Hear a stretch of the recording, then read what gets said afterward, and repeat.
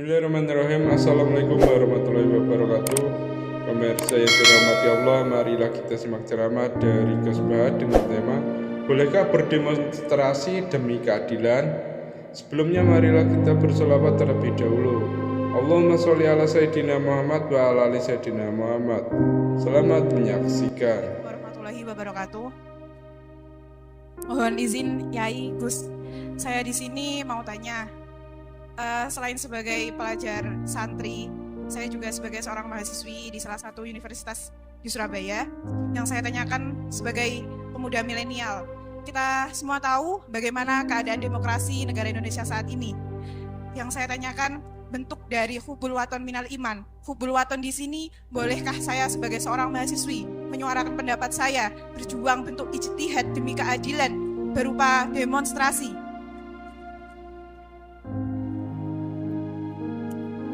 Ngapunten. Yang saya tanyakan di sini, bagaimana menurut Gus? Apakah saya melakukan demonstrasi ini sudah baik atau sangat baik atau mungkin perlu dikaji kembali? Terima kasih. Assalamualaikum warahmatullahi wabarakatuh. Hubungan antara demonstrasi dan hubbul wadon minal iman. Hah? Oh ya, hubbul wadon minal iman. Monggo Gus.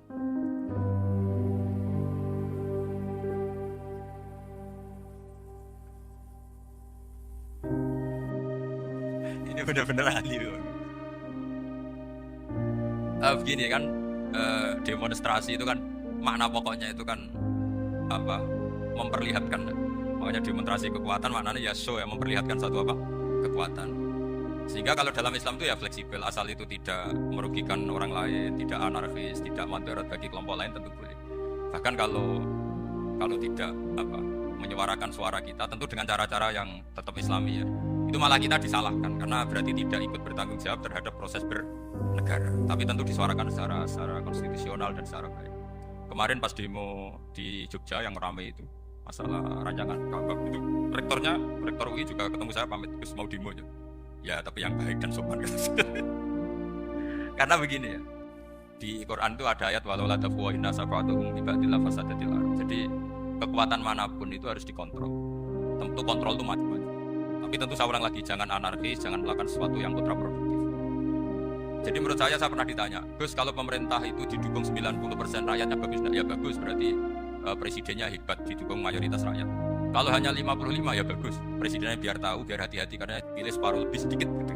Lah kok bagus semua? Ya emang harapan kita sama Allah semuanya baik semua kata saya gitu. Jadi susahnya apa sih kita melihat sesuatu itu asal agama ini kan gampang, asal tidak maksiat itu baik. Asal gak maksiat itu baik. Makhuyira Rasulullah bina amro ini laftaro aisarohuma malam yakun isma. Jadi demo itu bukan, nah kalau demo yang diharamkan sebagian fatwanya ulama tentu yang maknanya yang anarkis. Kalau yang dihalalkan tentu maknanya yang tertib. Itu biasa dalam hukum fikih. Rasulullah ngendikan A, mahmalnya seperti ini. Rasulullah ngendikan B, mahmalnya seperti ini. Karena kadang ngendikanin Nabi cara dohir kelawanan. Misalnya Nabi ditanya, amal paling baik apa ya Rasulullah? Nyaur utang gitu. Karena biasa yang ngemplang yang tanya itu tukang. Tapi kadang Nabi jawab birrul walidain, kadang jawab as-sholat li awali waktiha. Karena penanyanya ini beda. Gimana? Ya cerita atau sholat gitu. Kan gitu. Jadi ini penting saya utarakan karena zaman Nabi itu ya biasa Nabi misalnya ngendikan sesuatu itu. Terus ada juga sahabat yang memperlihatkan pendapatnya, tapi tidak niat bantah. Masyhur itu dalam tarikh. Saya beri contoh yang masyhur. Nabi pernah sholat dua rakaat. Sebagian riwayat mengatakan asar, tapi yang lebih kuat itu duhur. Setelah 2 rakaat Nabi sholat, itu akabiru sahabat papan atas itu ada yang hentikan karena mereka sopan semua, tahu etika. Setelah Nabi pulang sudah dekat pintu, ada sahabat yang berdiri. Ya Rasulullah, aku siroti sholatu amnasita. Ini sholat model kosor apa engkau lupa? Tapi sahabat yang nggak tanya, ini niatnya malah lebih agak-agak buruk. Baguslah kalau sholat terbaru 2, berarti besok ya 2. Karena pakai teori nasamansuh, berarti hukum itu pakai yang terbaru. Jadi gayanya tidak tanya, tapi lebih sama mungkin yang setuju undang-undang tadi ya tentang rumah tangga. Kalau istri gak mau dikumpuli tetap dipaksa, nanti suaminya bisa dilaporkan pengadilan gitu. Saya pasti mikir saya bukan masalah pengadilannya, pasti istrinya cantik. Kalau jelek kan gak mungkin dipaksa. Ini ketularan ya. Jadi saya cara berpikir itu, jadi tak pikir lucunya saja, bukan pikir serius. Ketularan sudah ketularan itu. Karena keburukan itu mudah nular. Akhirnya Nabi kembali lagi. Enggak, kullu dzalika lam yakun. Semua itu tidak terjadi. Tapi Nabi sebagai orang yang sangat, ya sebenarnya nggak boleh dibahasakan sangat demokratis, sangat bijak. Nabi kembali lagi ke mimbar terus tanya, ahakun maqalahu dzulyaten, apa betul yang dikatakan dzulyaten tadi? Kata sahabat semua betul ya Rasulullah, tadi engkau sholat hanya 2 rakaat. Nabi kemudian takbir lagi meneruskan 2 rakaat terus salam. Artinya kalau demonstrasi itu dengan makna mengutarakan pendapat dengan cara yang dijamin konstitusi, ya itu kan normal-normal saja, nggak ada. Saya pernah dereno bapak, itu ada pertanyaan yang benar-benar mengusik saya. Ada orang miskin datang ke bapak, Pak Yai, jadi wong larat ora enak. Ajane ya wis suwe dadi wong larat ora enak. Itu pas Ramadan. Kenapa kata bapak? Bapak saya itu teman akrabnya Gus Ali, senengane ya guyon, mau meninggal aja masih guyon. Bapak itu guyon terus. Kenapa? Sudah puasa enggak makan, buruh orang macul itu kan berat. Mau istirahat enggak boleh karena buruh orang. Enak dadi wong sugih puasa diam di rumah gini-gini terus. Terus kata bapak saya gini, enak wong larat. Dadi wong sugih nak puasa berat.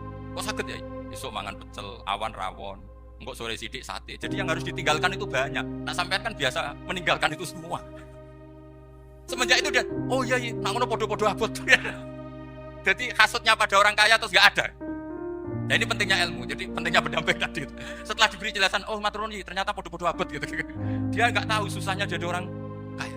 Ya sama seperti tadi. Ya saya puasa, kerja gini-gini bojo sitok elek, terus jadi yang bojone 4 cantik semua abot aku. Karena harus tinggalkan 4 yang cantik tadi, yang bisa menghidupkan tadi. Itu kan juga demonstrasi, artinya mengutarakan apa yang. Jadi itu saya pikir seperti itu.